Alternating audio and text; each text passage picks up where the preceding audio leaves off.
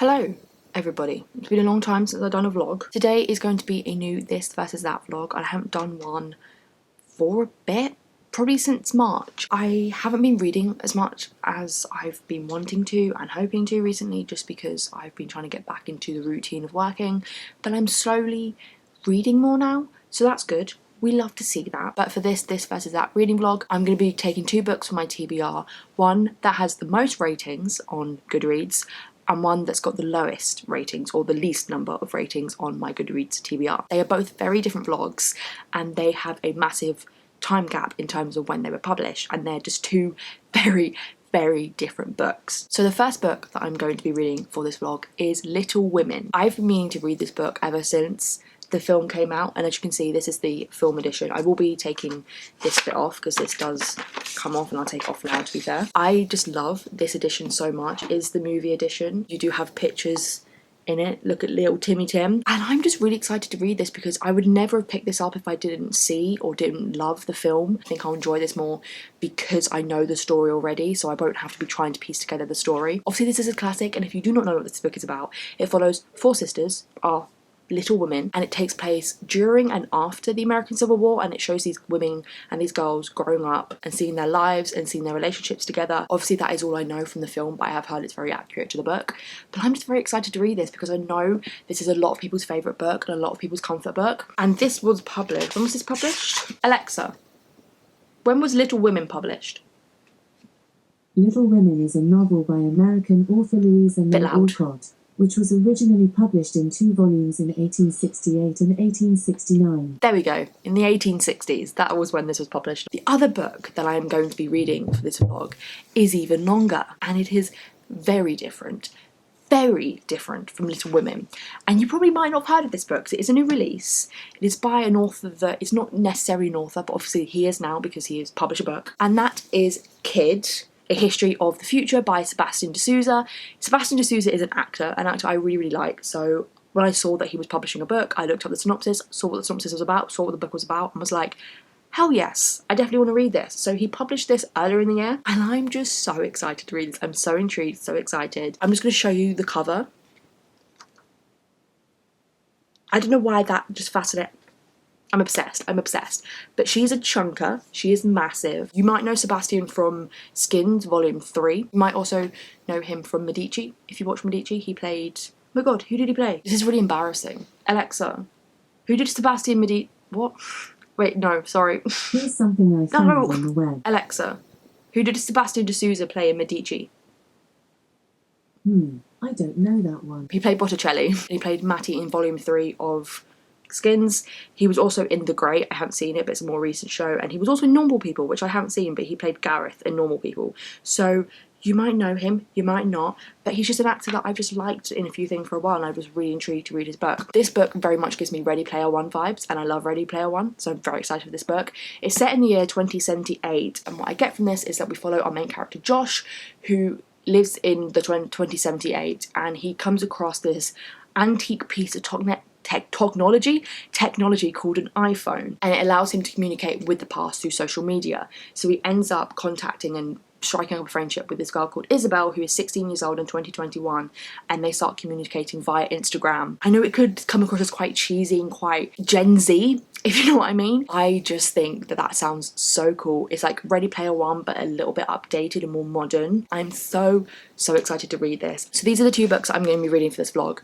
Kind of chunkers, very different books, but obviously this one has the most ratings on my Goodreads TBR because it is a classic, it's an iconic classic, and this one has the least amount of ratings because it's more recently published, and also it's by an author who's just recently an author, and not many people might know him as his kind of acting job, life, whatever. I'm very excited to read these books and see how I feel, and see if how many ratings books have decides whether they're good or bad, or if they're better than one another. So let's jump into this vlog now. Hello everybody, please excuse my state. I am very aware that I've kind of got like smudged mascara under my eyes, but that's because I've had makeup on all day because I thought I was going to go to work, but then work got cancelled because it was raining. I'm here to update on Little Women. So I am a quarter of the way through Little Women, and it's taken me a week.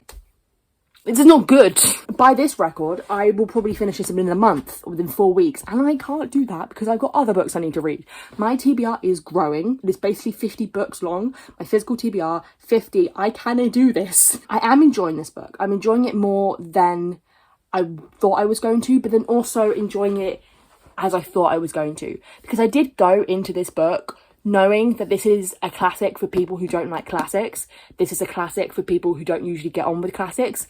And I don't usually get on with classics. This isn't your Jane Austen style writing classic.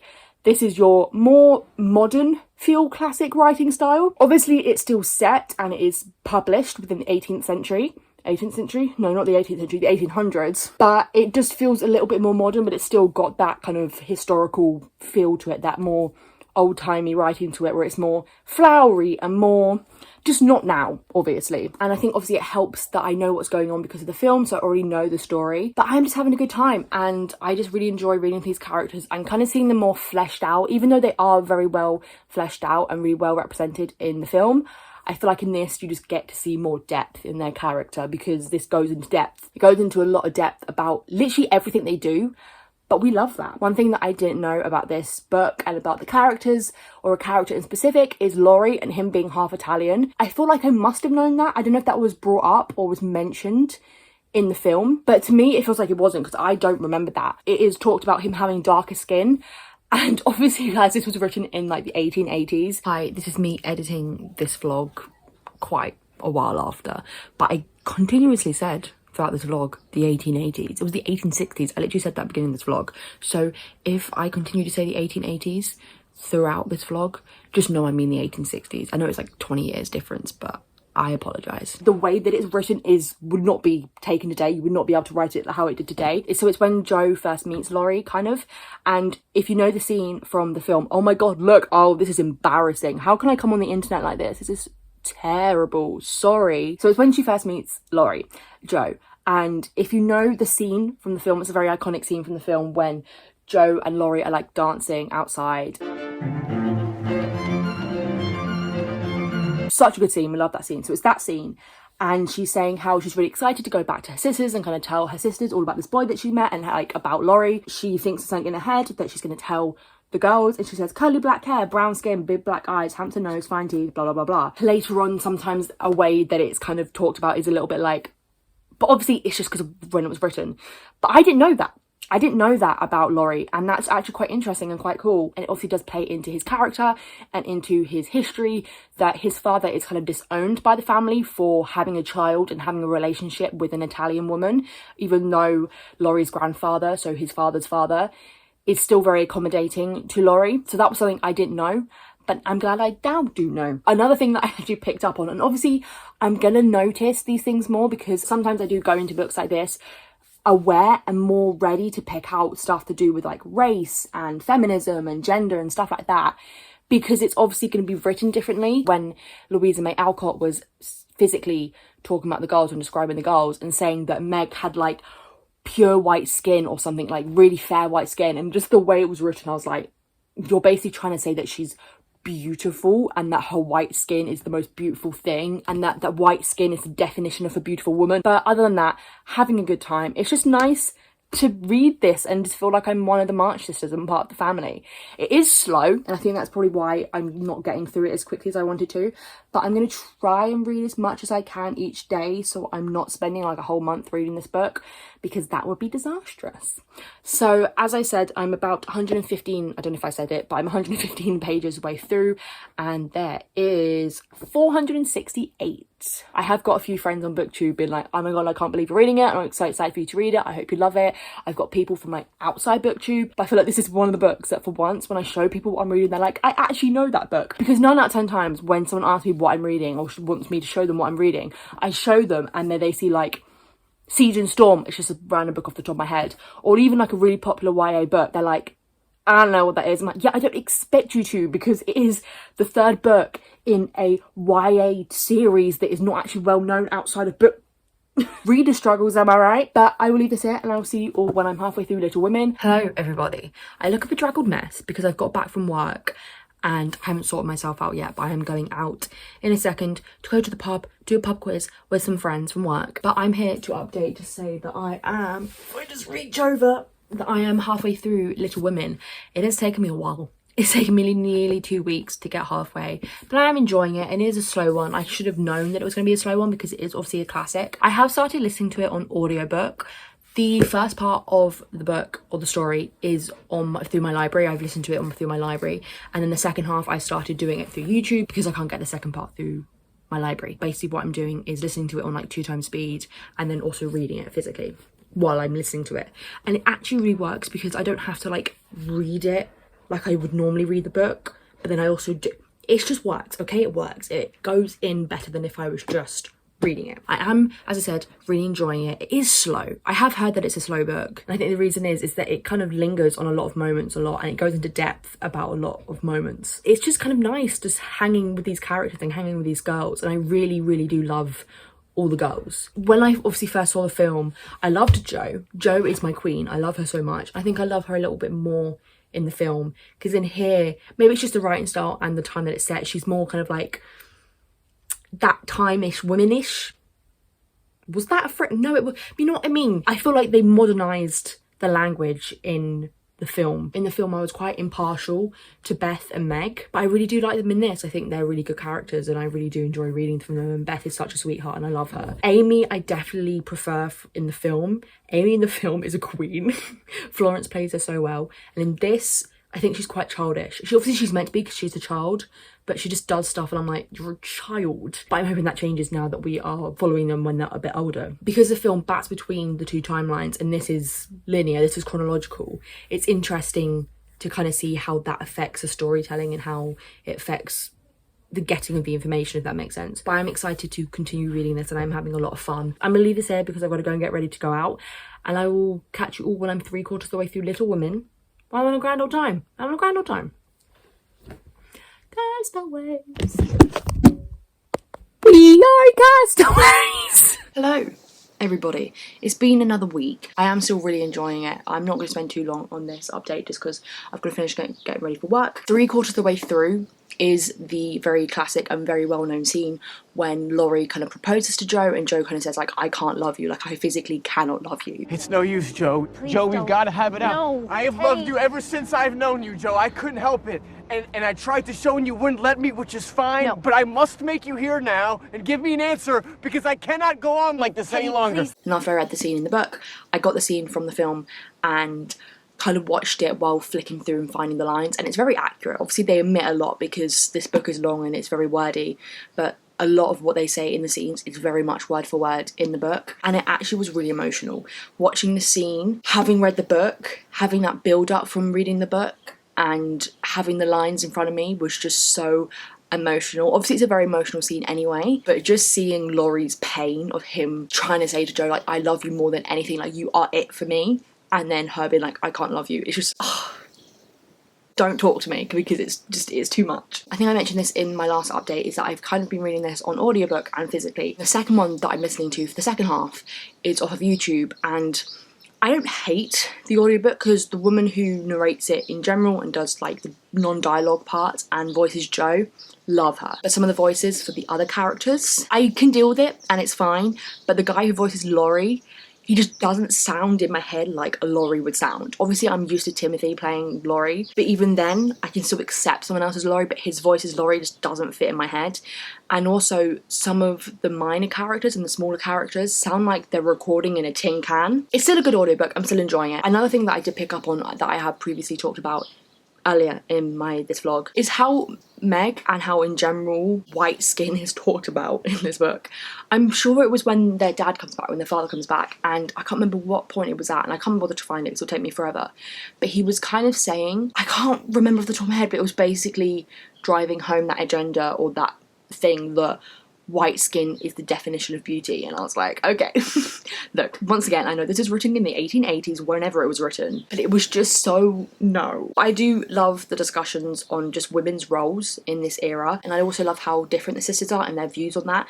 Meg sees herself as a wife, but also wants her own freedom, but she also feels like she has to impress and she has to do what's right for her husband. Joe, who's like, I don't want to marry and I just want to live my life, and yes, I might fall in love with a man, but it's not like the be all and end all, and I shouldn't feel like I have to change myself to be accepted and change myself for a man, or to be a woman. Amy, I love so much as a woman when she's older. She wants to be part of society. She wants to be part of that sort of society, and she wants to be accepted by those rich and posh girls. Yet she's not doing it because she feels like as a woman she has to be accepted into that society and she has to be all prim and proper. She's doing it just because she wants to. Like, that's just her. She's still a boss ass lady and she's still doing everything for herself and not taking crap from anybody, but still wants to be part of that society. And I think this book is just so good at exploring the different types of women and how different women want different things for themselves and want to appear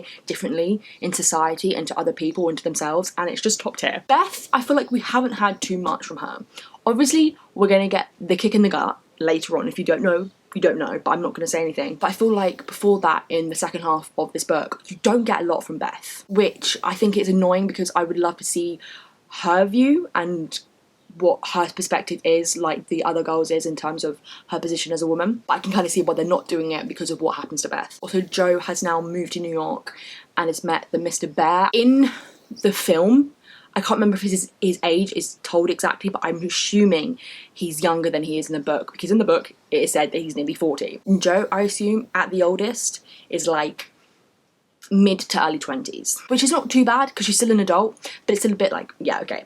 But I think in the film he's a bit younger because the guy who plays him, I know, is a bit younger. I need to wrap this up and get ready for work, but I'm very excited to finish this. Finally, it's taken me too long, but I'm excited. So I'll catch you all when I have finished Little Women.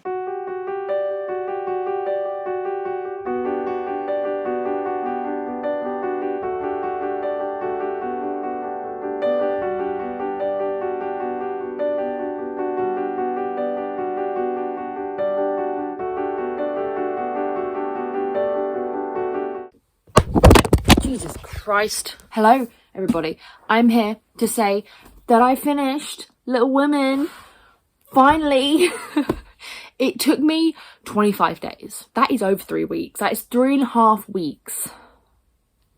Before I get on to my thoughts about Little Women as a whole, I just want to talk about the clips that I put in before this video. You saw me in bookstores. I wasn't alone, even though you didn't see this person in the clips because I'm a terrible vlogger. I both forget to vlog and also don't vlog very well. I had such a great day today meeting Mr. Connor Stompanato. You might not know, Connor's been down on a little UK holiday. He went to London and then he came down to Brighton. We were going to meet up with Leah, but Leah unfortunately got COVID. So we weren't obviously able to meet up with Leah, but she was there in spirit. She was there in our hearts. But me and Connor just went for vegan pizza, walked around all the bookstores in Brighton. It was raining, so we couldn't have like the best day, but it was still a really good day. We just like hung out and just had such a good time, and it was just so surreal yet so great to meet him, because obviously we've been interacting and talking in our group chat and on Twitter for nearly 2 years, a year and a half. But on to Little Women, as I said, finally finished it. It took me a long time,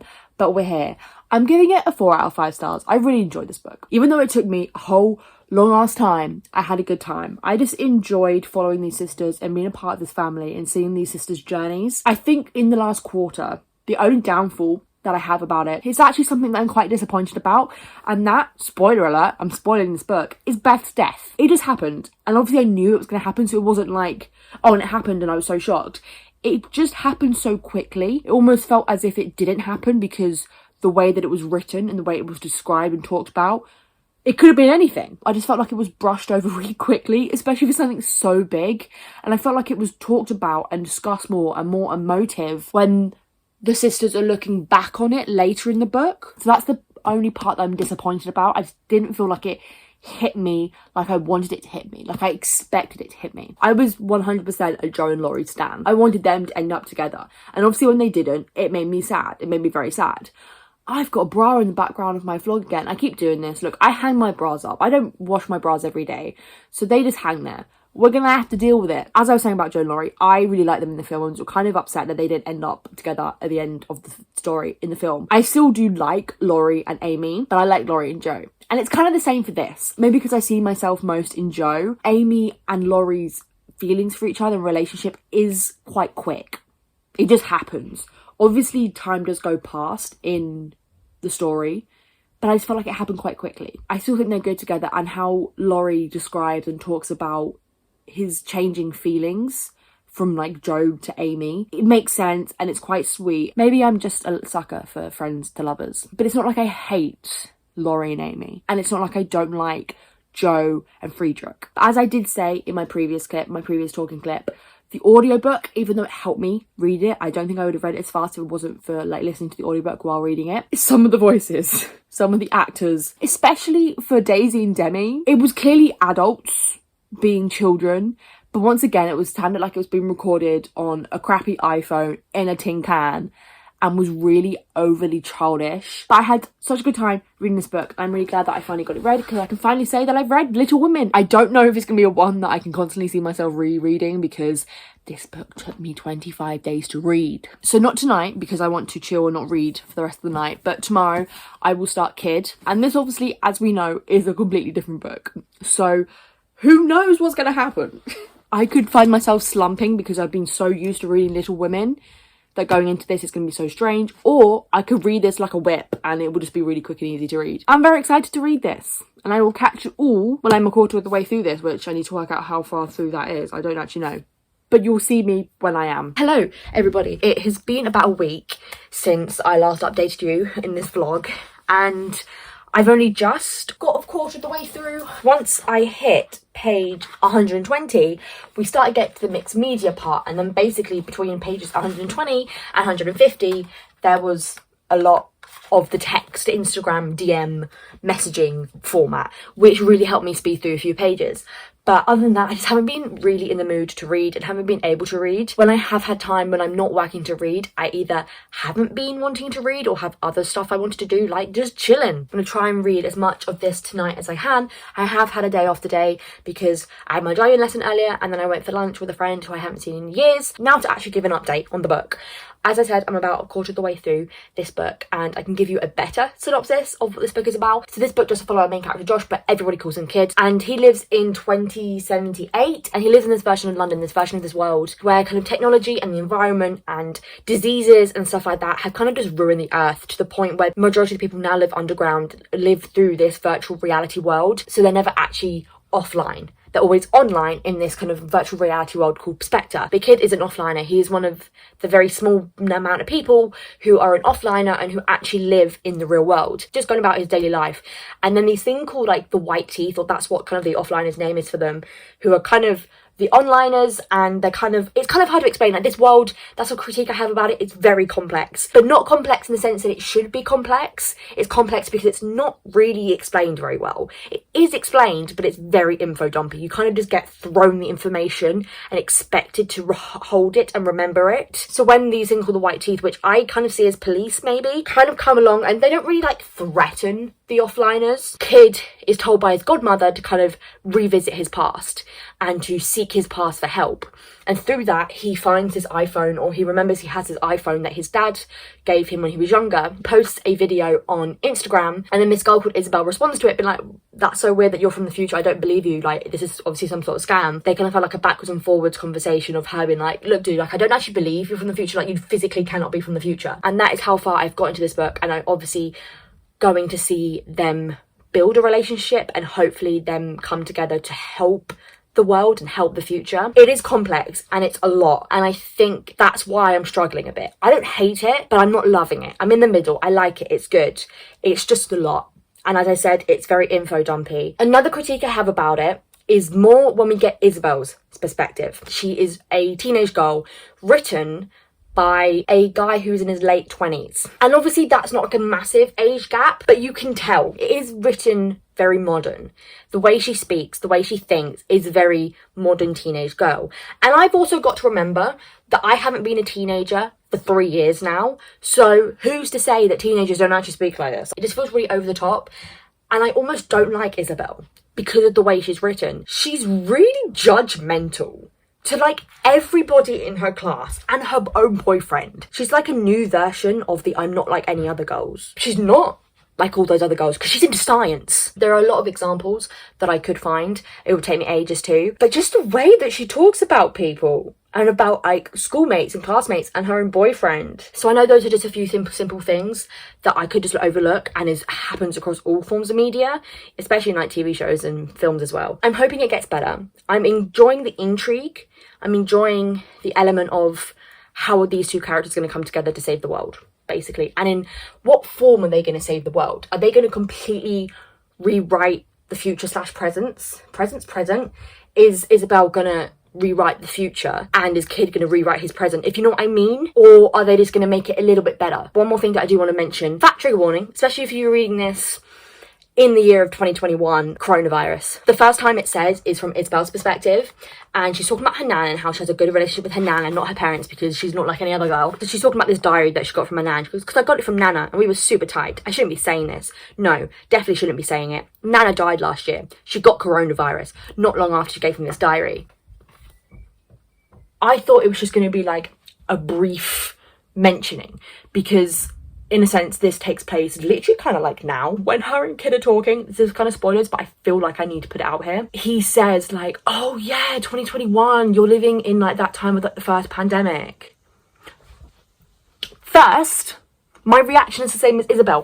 First, I get it, this is just Sebastian just like throwing some ideas out. You know, he's creating his own world. He's creating his own history, his own future. But so, when we're in the middle of a pandemic and this whole thing is stressing everybody out, it has been for the past year and a half, basically. Don't create this thing that this is the first one. I don't need that in my head. I don't need the idea or the thought that the pandemic and the situation that we're in right now is going to cause the world to go to absolute crap. Other than that, it's all right. We'll keep pushing. We'll keep going. I'll see you at halfway. Hello. It's been 2 weeks. I have hit a major reading slump, if I wasn't in one already. That's why it's taken me 2 weeks to update you and 2 weeks to get halfway through, or I'm not afraid to get halfway through Kid. I also do want to say that this book isn't great. Annoyingly, it reminds me a lot of Zenith. And if you've been on my channel for a little bit, you know that I did read Zenith, one of these videos. I really don't like that book. It annoyed me. I never finished it, but it annoyed me. And the reason why it reminds me of that is it feels really rushed. And it feels like you're just batting between perspectives and batting between points in the story with no context, no explanation, like no true explanation. And you feel like you're just made to piece everything together, but still getting info dumped, but not enough to understand everything. This book assumes that you're going to pick everything up and that it will use languages and metaphors and it won't confuse you. But yet for a world in the future that is so complex like this, and is completely based around this virtual reality world and all these big disasters that happened, it needs more time to explain that, and it needs more time to linger in the moment and for you to really, really know and to be able to piece everything together and to really understand everything, where I'm just like, I don't really get what you're saying because I don't understand this world or this future yet. You also just get randomly like 50 pages from his mum's perspective, and it's clear it's only there to explain more of the history of the world. I hate that I don't like this book because I love Sebastian, and it kind of really does fall into that. I've just found out that I have to save the world and it can't be me. I get that you're gonna act like that. Like, I'm not gonna lie, if someone told me that I had to save the world, I'd be like, me, really? When it comes to like YA books, it's just so overused. I just feel like everything is just so random and it's not done right. It is July now and I started this vlog. When did I start this vlog? End of May? Because of what my reading is like at the moment, and because I'm slumping hard and I'm slumping in terms of booktube, and I've kind of fallen away from reading and from booktube. I am going to rejig my life. That sounds dramatic, but my life in terms of reading and booktube. Before, I had a bit more of a structured reading. I would always have the next few books planned out based on stuff, and I also always had a next this versus that coming up. Those books weren't always ones I really wanted to read straight away. What I'm going to do is pause after this one, of course, is pause my this versus that series for a bit, so I don't feel like I'm like forcing myself to read books that I necessarily want to read or don't want to read, and just kind of also getting through my physical TBR because it was growing. I haven't bought any books for a while, but there was a point where it just kept growing and it was not coming down, and stress. I both want to get through books on my physical TBR and to get that down, and also just to get those books read because there's so many on here that I've been wanting to read for so long, and just to read books that I actually want to read and actually know I'll enjoy. Why does every This versus That vlog just fail? But I'll leave this here and I'm gonna go read some more, and I'll see you when I'm 3/4 of the way through. Who knows how long that's gonna take, but hopefully it doesn't take me past July to finish this book because I will go insane. Hello, everybody. It is a few days later. I've actually been able to do some more reading recently, so that's good. We love to see that. So I am now 3/4 of the way through Kid. I don't think it's really improved. I think the few things that I have noted about it and realised what bugs me about it is it feels like nothing has happened, yet I'm 3/4 of the way through, but yet so much time has gone by. But then also it hasn't really stuck to the plot that I thought it was going to go down. I thought it was going to heavily focus around the relationship between Kid and Izzy, but Izzy's barely in it. We do get some chapters from her perspective, but I thought we were going to see them interact more, but we just don't. So it feels like it's Kid's journey and him going on this journey to try and make his situation better, with a little side help from Izzy, where I thought it was going to be them collaborating together, doing a few things on each side. I think it also easily distances you from some of the side characters.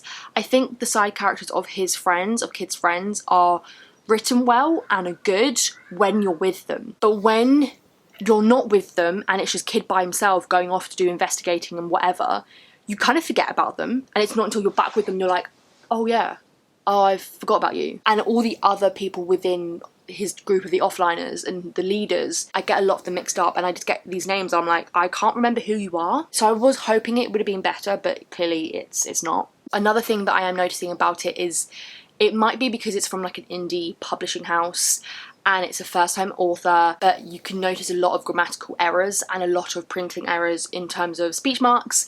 There are times when you're reading it and you're thinking, oh, this person's still speaking, but then you read the sentence, you go, no, there should have been a speech mark to close the dialogue. So I've noticed a few instances of that, and also some words that aren't spelt correctly. But I will leave this here and I'll see you all when I have finally finished this book. Hello, everybody. It is only about 3 days later since I last updated you, and I've finished it. The main reason why I've read the last quarter quicker than I've read this whole entire book is because for the past week I've been in isolation. So that is why I've been able to read this bit quicker, which I am very grateful for, not gonna lie. But I finished it and I don't know how I feel. I feel like it was a push to get to the end or to get through the end. I found myself distancing when I was reading the end a lot. It felt very anticlimactic. I kind of felt like I didn't know what was going on and I just wanted to end. I'm not gonna lie that the epilogue was a bit of a surprise to me. Something that I'd guessed a little bit earlier in the book, I was wrong and it was something else, which, fair dues, it surprised me. I didn't guess the plot twist, but I still just felt like this book was a bit of a disappointment. As I previously said in the vlog, I saw this book as a more modern version of Ready Player One with a virtual reality world and the future being not as good as we would hope it to be, and it's about a kid contacting the past to help change the future, and he's talking to this girl in the past which you think they're going to strike up a friendship and all this, but that just wasn't it. Yes, it was about the future and it was set in the future and it was following this kid as he wants the future to change and he doesn't like the world that he lives in, and yes, he's trying to change that, but he has no help from the past, like at all. It's all him. I thought this was going to be about the past helping him in the future, but it's not. He has no help. Yes, the epilogue kind of does say that he has had help, because it's like a weird paradox that can't be changed, that was always there. Him contacting the past was always going to happen and had to happen, and it couldn't have not happened because then the paradox would have been thrown out of the window. But that just was not what I was hoping this book to be. And obviously all the other things that I said previously in the vlog about this book still stand. It just felt a bit messy, a bit choppy. I didn't really feel like I connected to the story and to the world and to the characters a lot. I don't know what I'm going to rate this. It's probably going to be no higher than like a 3.5 or a 3. But I will put it through Corepile because that's how I've been rating my books this year. Maybe I'll put in a little clip telling you what I've rated it, or I'll just put it here. I also think this book could have been a lot better if it was split up. If Sebastian decided to make this a series, that he maybe chop the book in half, create a different cliffhanger for the end of book 1, and then that gives him about 100 to 200 pages to focus more on building this world a bit more better, allowing the reader to understand this world and allowing the reader to get to know these characters a bit more. But I just feel like cramming everything into this one book was both very clunky and also just too much. I was going to put this out here. I didn't hate it, but I didn't love it. But I don't like it. It's that thing of like, I think I like it, I might like it, I don't know. But I am glad that I finally got through this, because now I can just read another book. A book that I actually want to read. And do you know what that book's going to be? I'm going to spoil you for nothing, but I'm just going to tell you what that book's going to be, because this book, I'm praying, gets me out of my reading slump. I'm so ready. I need this. I've been slowly rereading the Twilight series. I reread Twilight just before Midnight Sun came out. I reread New Moon earlier this year, and now I'm onto Eclipse. And girl, I just want to binge it.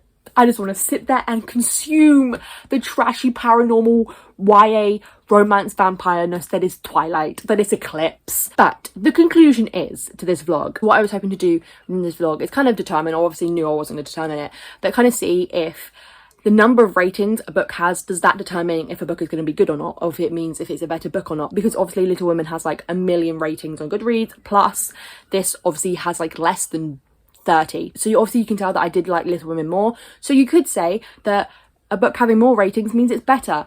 But I don't really think that is the reason why. I think the main reason why I didn't love Kid as much is it's from a first-time author whose main career is not being an author. I'm not saying that people whose main career isn't writing, who write fiction novels, can't write a good fiction book. Obviously there are people out there who can write a debut novel and crush it, but there's been so many of these people out there. I think also time comes into it as well, because this is a classic. So I probably had some biases going into this book because I know how loved it is. So my biases were probably like, I'm gonna love it because everyone else does. But this, I had no biases. I had no preconceptions of this book because I don't know anybody who's read this book. So the conclusion is, there is no conclusion because I'm very hot, I'm tired, and I just want this vlog to end.